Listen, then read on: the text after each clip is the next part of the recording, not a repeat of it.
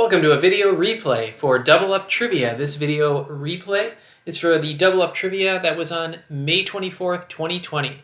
While this video just contains the questions and answers, the live event, which streams Sundays at 7 p.m. Pacific at twitch.tv/yearofglad, features live scoring and competition among teams.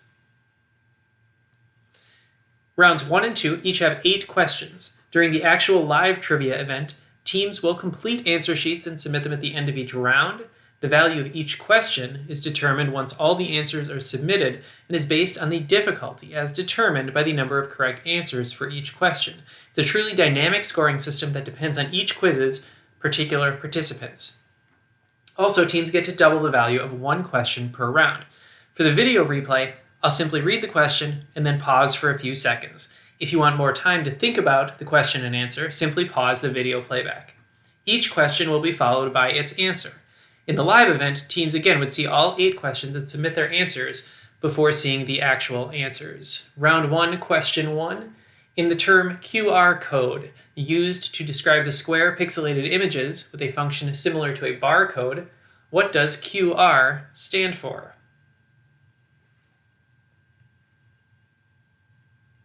And the answer is quick response. QR codes were first designed for use in 1994 for Japan's automotive industry. Round 1, question 2.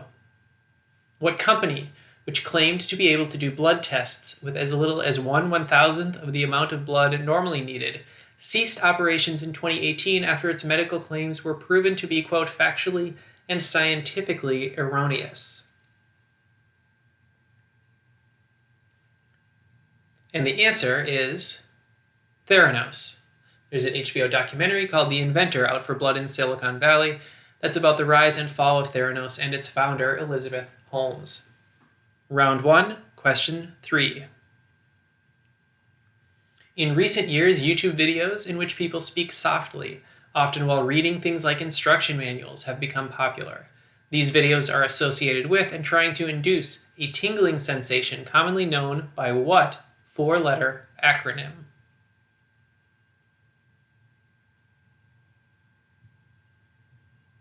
And the answer is ASMR, which stands for either Autonomous Sensory Meridian Response or Autosensory Meridian Response.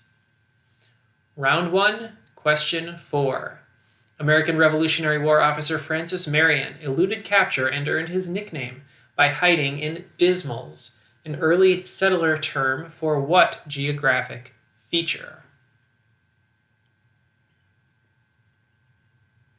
And the answer is swamps. Marion's nickname was the Swamp Fox. Round 1, question 5. What TV actress, referring to a 1992 speech titled Reflections on Urban America, said it, quote, was a perfectly intelligent speech about fathers not being dispensable, and nobody agreed with that more than I did?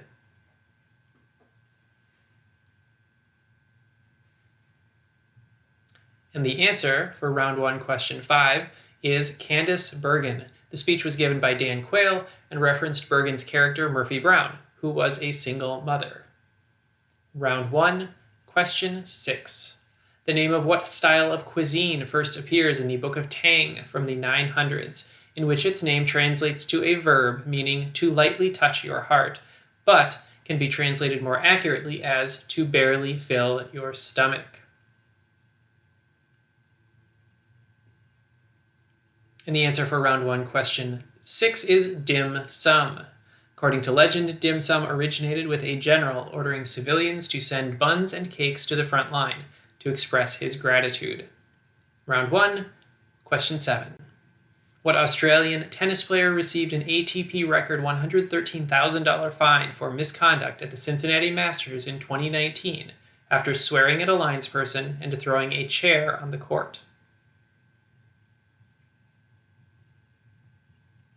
And the answer is Nick Kyrgios. In his career, he had been accused of and admitted to tanking more than a half dozen tournaments because he'd, quote, rather be doing something else than playing tennis. Round 1, question 8. What author, the 4th author to win 2 Pulitzer Prizes, after Booth Tarkington, William Faulkner, and John Updike, was the first to win Pulitzers for consecutive books? In this case, The Underground Railroad and The Nickel Boys.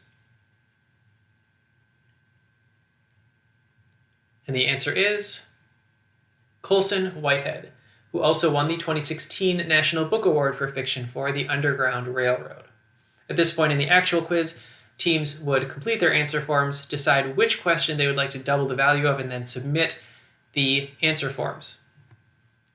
Here, we're just going to proceed on with round 2, which works exactly like round 1, with scoring based on the question's actual difficulty, and with each team again having the ability to double the value of one question. Round 2, question 1.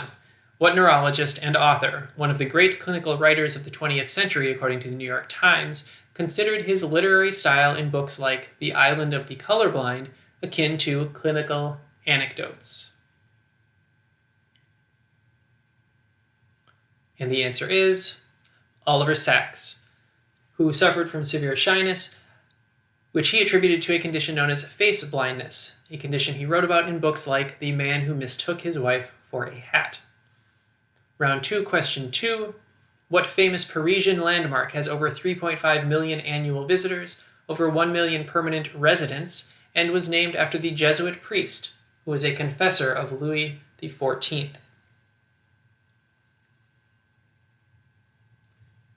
And the answer is Père Lachaise Cemetery. Francois de Lachaise was a French Jesuit priest, and the cemetery named after him was founded by Napoleon in 1804. Round 2, question 3. The painting shown here, painted by Henry Fuseli in 1781, has what title, which comes from a word describing the incubus atop the sleeping woman, and, surprisingly, not the horse? And the name of that painting is The Nightmare. The words mare, meaning a female horse, and nightmare do not actually share a common etymology. Round 2, question 4.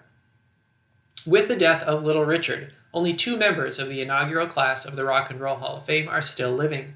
One of them was a pioneer of rock and roll and rockabilly. The other was a member of a duo whose first hit was Bye Bye Love. What is the last name of either person? And the answer is Lewis and Everly, for Jerry Lee Lewis and Don Everly. Lewis is 84 years old, Don Everly is 83 years old, his brother Phil having passed away in 2014. Round 2, question 5. What film, adapted from the novel of the same name, features Josh Hartnett in the role of heartthrob Trip Fontaine and is set in Grosse Pointe, Michigan? And the answer is The Virgin Suicides. The film was the directorial debut of Sofia Coppola and was the beginning of a multi-film working relationship between her and Kirsten Dunst. Round 2, question 6. The Bow Street Runners, a group of 6 men, was founded in 1749 by Tom Jones author Henry Fielding and is generally considered to be the first of what type of group in London?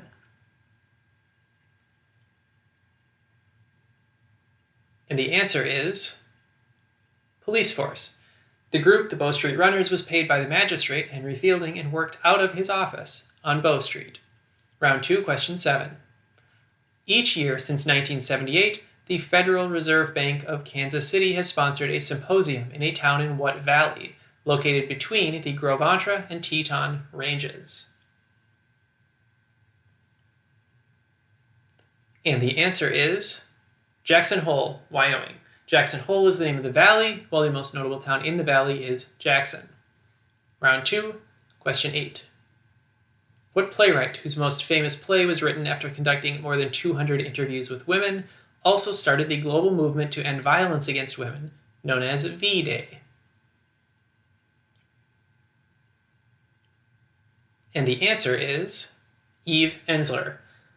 She's best known for her play The Vagina Monologues and is also simply known by the letter V. And that concludes round 2.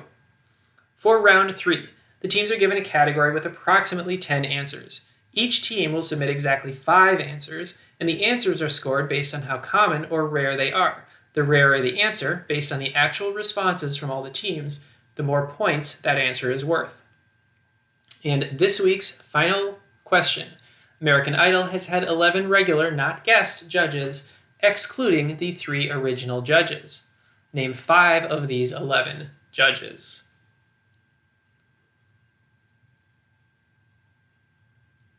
And the answers are Lopez, Tyler, Urban, Brian, Richie, Perry, DioGuardia, DeGeneres, Mariah Carey, Nicki Minaj, and Harry Connick Jr. Again, teams would give 5 of those answers, up to 5 of those answers, and would be scored based on how rare their answers are. Thanks for watching this replay of Double Up Trivia. Future replays will be posted on this channel, but please come join the actual live event, streaming every Sunday at 7 p.m. Pacific at twitch.tv/yearofglad. There's no cost to play and no prizes. Just show up, see what you know, and learn something new. Thanks for watching. We'll see you next week.